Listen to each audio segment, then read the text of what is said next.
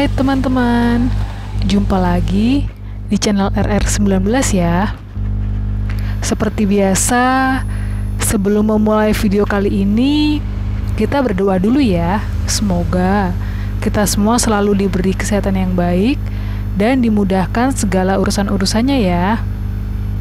Nah, teman-teman, di video kali ini kita mau bahas mengenai ide bisnis cetak undangan ya teman-teman. Nah, tanpa berlama-lama lagi, yuk kita simak videonya. Jangan lupa ditonton sampai selesai ya teman-teman ya.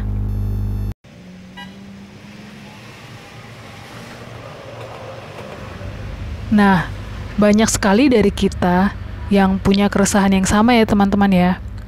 Jadi ingin cepat-cepat resign, tapi karena selama ini sebagai seorang karyawan, maka kurang pede untuk memulai usaha.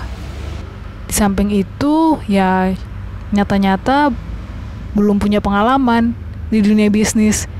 Dan modalnya pun juga sedikit, modal tabungan selama jadi karyawan.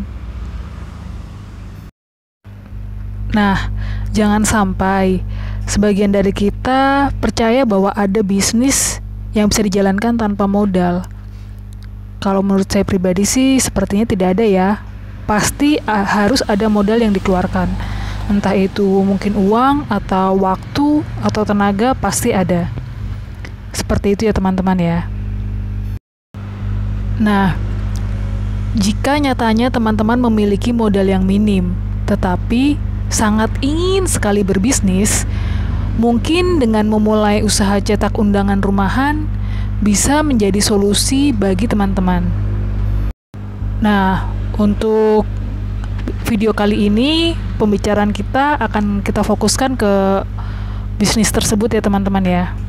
Dimana bisnis tersebut cukup memenuhi hasrat kita yang sangat besar ya terhadap dunia bisnis, tapi ya memang kondisinya tidak sesuai dengan keadaan yang baik seperti itu. Ya mungkin kita hanya memiliki modal sedikit, atau mungkin kita sebenarnya juga masih ada di kantor, masih kerja kantoran, butuh kerjaan yang sangat fleksibel, atau mungkin kita punya rencana ke depannya itu resign dari kantor dan pengen memulai bisnis, atau mungkin kita yang wanita ingin fokus mengurus anak dan hanya berbisnis di rumahan seperti itu. Nah, mungkin solusi dari kami bisa membantu teman-teman yang ingin menjawab keresahan-keresahan teman-teman.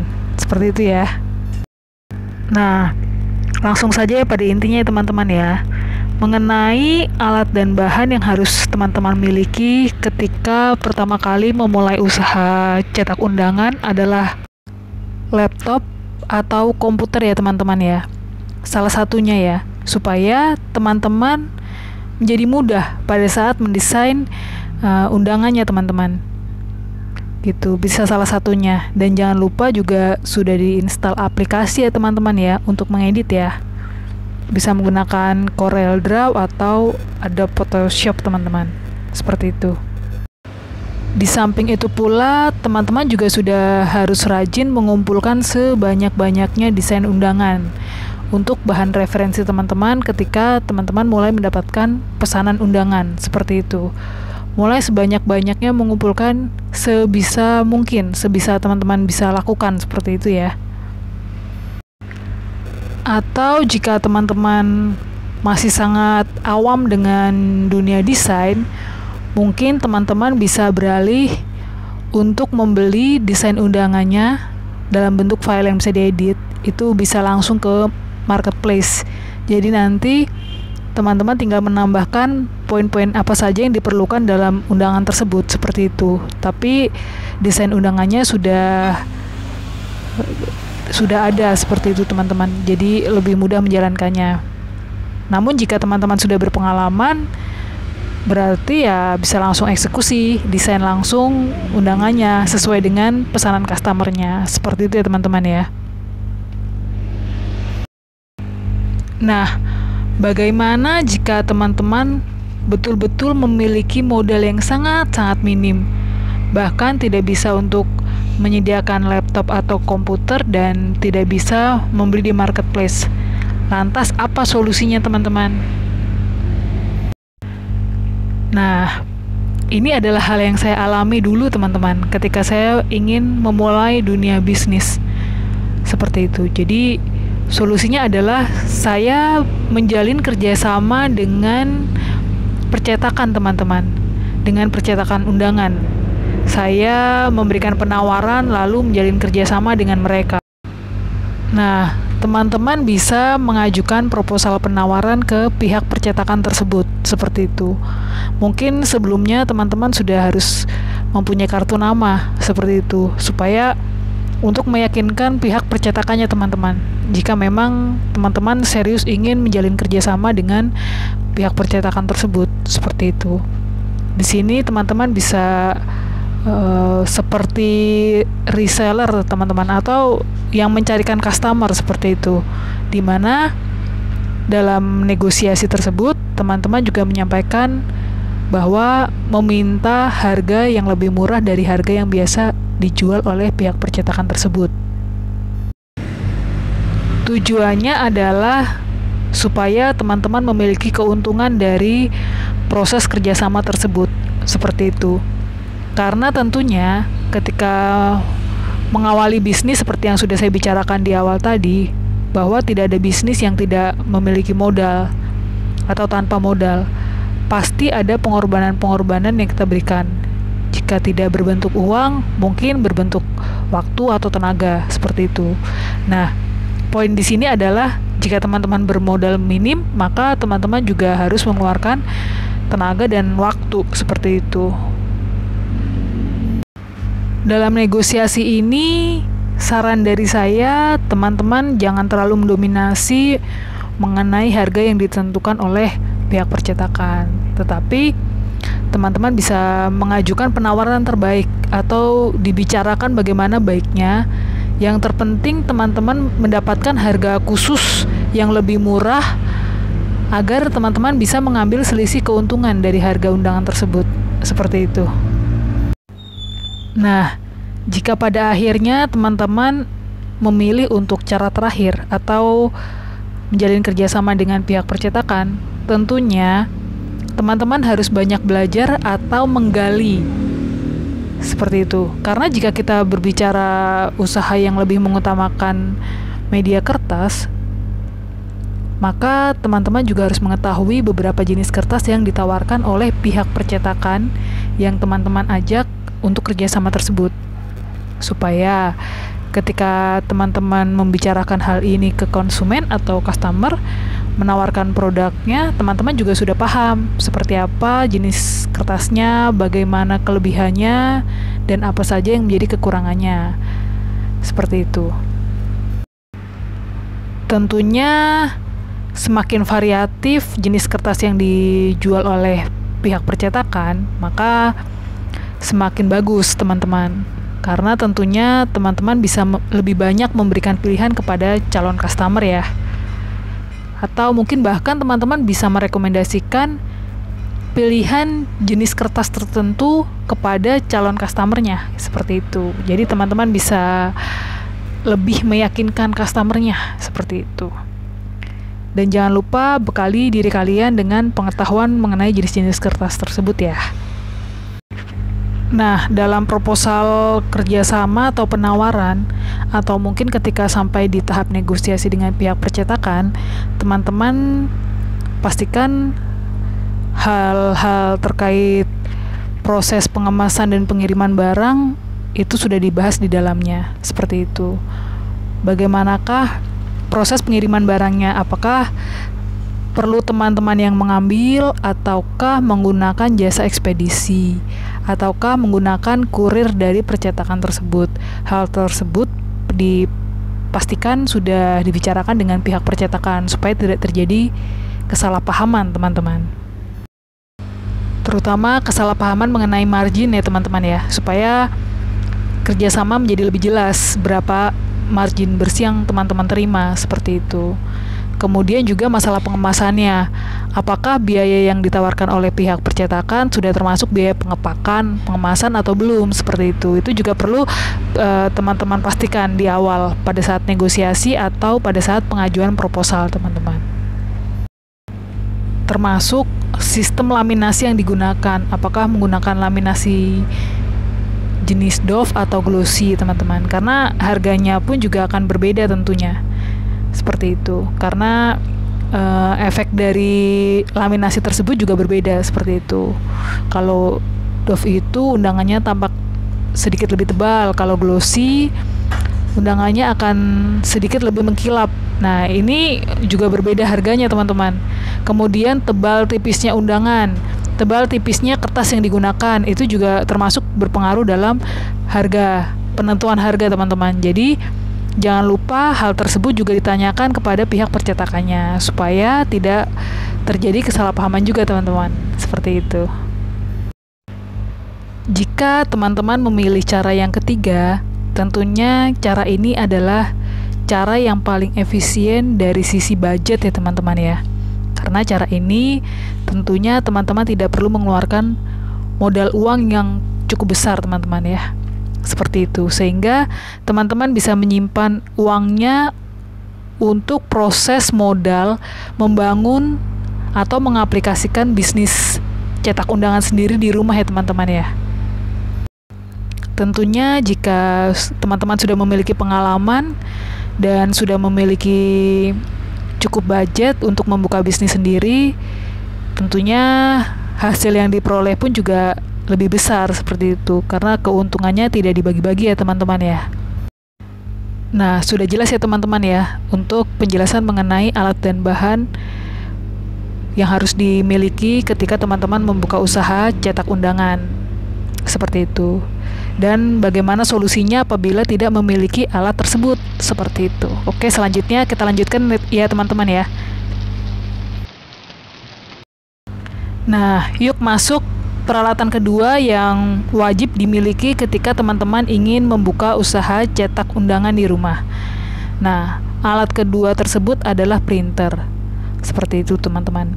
Printer ini wajib dimiliki oleh teman-teman yang memang berniat membuka usaha tersebut karena sangat diperlukan, teman-teman. Namun, jangan khawatir. Jika memang teman-teman belum bisa memiliki printer dengan harga yang cukup mahal, maka teman-teman bisa menggunakan dulu printer yang murah, teman-teman. Atau mungkin teman-teman bisa beli second dulu, teman-teman. Itu juga bisa. Yang penting fungsi dari alat tersebut sama, seperti itu, teman-teman. Nah, bagaimana alternatifnya jika teman-teman tidak memiliki budget untuk membeli printer? Oke, tidak masalah, teman-teman.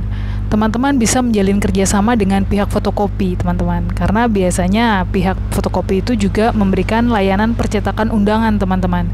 Jadi, teman-teman sudah memiliki desain dan tinggal mencetak undangan tersebut di fotokopi tersebut, seperti itu. Atau, jika betul-betul tidak ada modal sama sekali, maka bisa kembali lagi ke penjelasan pertama tadi, teman-teman. Poin yang terakhir ya, kerjasama dengan pihak percetakan tentunya. Nah, jika alat dan bahan sudah kita temukan solusinya, lantas kemudian bagaimana cara memasarkannya, teman-teman? Nah, cara memasarkannya, jika modal kita sangat minim, maka mustahil untuk membuka toko konvensional yang menyediakan cetak undangan di rumah, teman-teman, atau kita sewa tempat. Sangat tidak mungkin. Maka solusinya adalah kita bergerak melalui media online, teman-teman. Caranya adalah dengan menyampaikan bisnis baru teman-teman ke keluarga, ke teman-teman kerja, atau sahabat, teman nongkrong, seperti itu. Karena walaupun teman-teman update status lewat WhatsApp, lewat Line, lewat Facebook, tapi ada baiknya jika teman-teman mereminder ulang dan menginformasikan bahwa sekarang teman-teman menyediakan jasa cetak undangan, seperti itu. Mohon maaf ya, teman-teman ya, kalau keganggu dengan suara backsound-nya, teman-teman ya. Sekali lagi mohon maaf ya. Nah, penyampaian bisnisnya juga sifatnya kontinu ya teman-teman ya. Ya mungkin setiap sebulan sekali atau 2 bulan sekali teman-teman menghubungi mereka. Jangan lupa diselipkan informasi mengenai bisnis baru teman-teman. Tujuan dari pengulangan ini adalah supaya mencegah jangan sampai ada yang terlewatkan informasinya teman-teman. Atau supaya jangan terlewatkan bahwa teman-teman memiliki bisnis ini, seperti itu. Supaya tidak dilupakan teman-teman, seperti itu ya. Atau bisa menggunakan cara lain teman-teman. Teman-teman bisa membuka toko di marketplace seperti itu. Bisa membuka toko di Tokopedia, Shopee, atau Bukalapak seperti itu. Yang dimana tujuannya untuk memasarkan jasa cetak undangan teman-teman. Seperti itu ya. Atau mungkin teman-teman bisa membuat brosur juga bisa teman-teman. Brosur yang nantinya teman-teman bisa titipkan di gedung-gedung pernikahan teman-teman. Seperti itu ya. Nah, kira-kira seperti itu ya teman-teman ya. Bagaimana cara untuk memasarkan jasa cetak undangannya teman-teman. Nah, kemudian poin apa lagi sih yang diperlukan dalam usaha cetak undangan ini? Nah, dalam bisnis ini jangan lupa teman-teman untuk berinovasi teman-teman. Berinovasi dari hal-hal yang kecil. Tujuannya adalah supaya menarik minat dari customer yang sudah pernah order maupun dari calon customer supaya melirik bisnis kita ini teman-teman. Nah, salah satu contoh inovasinya adalah misalnya teman-teman membuat gratis ongkos kirim teman-teman. Seperti itu. Atau teman-teman mengantar langsung undangannya ke pihak calon customer. Seperti itu. Itu juga adalah salah satu bentuk dari inovasi. Atau mungkin teman-teman membuka layanan non-tunai. Seperti itu. Jadi pembelian tidak harus dibayar langsung atau bisa COD seperti itu. Itu tentunya juga bentuk dari inovasi teman-teman. Atau mungkin teman-teman memberikan gratis sesuatu, misalnya gratis hadiah atau souvenir misalnya ketika ada calon customer atau customer melakukan repeat kembali seperti itu. Nah, inovasi-inovasi itulah yang perlu teman-teman pikirkan juga seperti itu pada saat teman-teman memulai bisnis ini. Dan poin yang lain yang harus teman-teman miliki adalah jangan pernah menyerah terhadap bisnis teman-teman. Jangan sekalipun pernah menyerah. Setiap bisnis yang ada itu pasti ada naik dan ada turunnya teman-teman. Ada masa-masa gembira dan ada masa-masa sulit, dan kapan terjadinya tentu sangat sulit untuk diketahui teman-teman. Nah, tugas kita di sini apabila ketika bisnis kita turun, paling tidak turun drastis sama sekali, maka dibutuhkan inovasi-inovasi tadi, dibutuhkan media promosi yang baik, dibutuhkan konsistensi. Itu adalah hal-hal yang penting untuk kita mengangkat bisnis kita supaya ketika pada saat turun tidak turun drastis seperti itu. Jika teman-teman sedang sepi pelanggan misalnya, teman-teman harus bersabar dan memutar otak bagaimana caranya untuk menciptakan ide-ide kreatif baru yang berguna untuk menarik pelanggan seperti itu. Jadi jangan mudah menyerah. Nah, kemudian ada hal penting lain yang perlu kita perhatikan ketika kita memulai bisnis ini teman-teman. Nah, sangat penting bagi kita untuk memberikan pelayanan yang ramah teman-teman. Pelayanan yang ramah dan hangat kepada customer kita. Seperti itu teman-teman. Karena bisnis ini, customer datang ke kita itu membutuhkan konsultasi dan masukan sebelum pada akhirnya mereka memilih produk apa yang ingin mereka pesan teman-teman. Jenis produknya atau bagaimana desainnya mereka membutuhkan konsultasi terlebih dahulu sebelum memutuskan. Nah, penting bagi mereka untuk mendapatkan pelayanan yang ramah, masukan yang baik, saran terbaik, supaya mereka pun juga menjadi nyaman ketika mereka memesan ke kita. Dan mereka tak akan sungkan apabila ada pesanan lagi mereka memesan ke kita, teman-teman. Nah, lakukan usaha ini dan bisnis ini betul-betul dari hati, teman-teman. Jangan semata-mata hanya untuk uang, keuntungan seperti itu. Tapi kita mengesampingkan pesan-pesan moral dari bisnis dan usaha ini, teman-teman.